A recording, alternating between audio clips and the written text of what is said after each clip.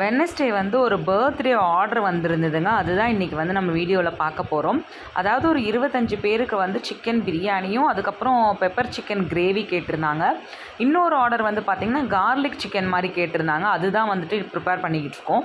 First வேணுங்கிற வெங்காயம் தக்காளி எல்லாமே கட் பண்ணி வச்சாச்சு. பிரியாணி செய்யறதுக்கு நாங்கள் வந்து ஃப்ரெஷ்ஷாக வீட்டிலேயே பிரியாணி மசாலா அரைச்சி தாங்க பிரியாணி செய்வோம். ஸோ அதுதான் வந்து நான் வறுத்து பவுட்ரு பண்ணுறதுக்காக ரெடி பண்ணிக்கிட்டு இருக்கேன்.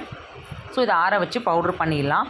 அதுக்குள்ளே ஹஸ்பண்ட் வந்து பார்த்திங்கன்னா பிரியாணி செய்யறதுக்காக எல்லாமே போட்டு வெங்காயம் தக்காளி அந்த மாதிரி எல்லாமே போட்டு வதக்கிட்டுருக்காரு.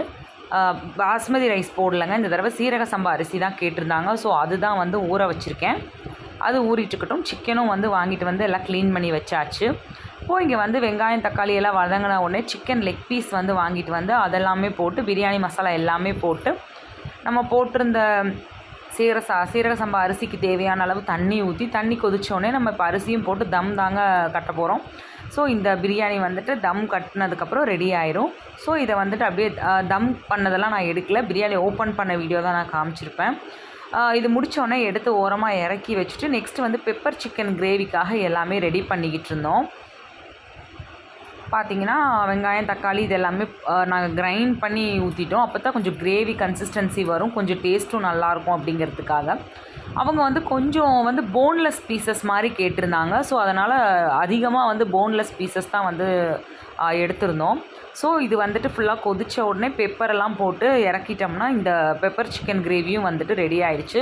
இந்த கிரேவி வந்து பார்த்திங்கன்னா அவங்க பரோட்டா வெளியே ஆர்டர் பண்ணியிருந்தாங்க, அதுக்காக கேட்டிருந்தாங்க. நெக்ஸ்ட்டு வந்து ஆனியன் ரைத்தா, வெள்ளரிக்காய், இது கொரியாண்டர் லீவ்ஸ், ஆனியன் எல்லாமே போட்டு இதுவும் நான் ரெடி பண்ணி வச்சுட்டேன்.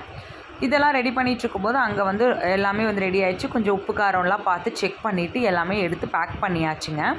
ஒரு சில டைம் வந்து பார்த்திங்கன்னா அவங்களே வந்து எடுத்துகிட்டு போயிடுவாங்க பாத்திரம் கொண்டு வந்து. ஒரு சில டைம் நாங்கள் கொண்டு போய் கொடுக்குற மாதிரி இருக்கும்.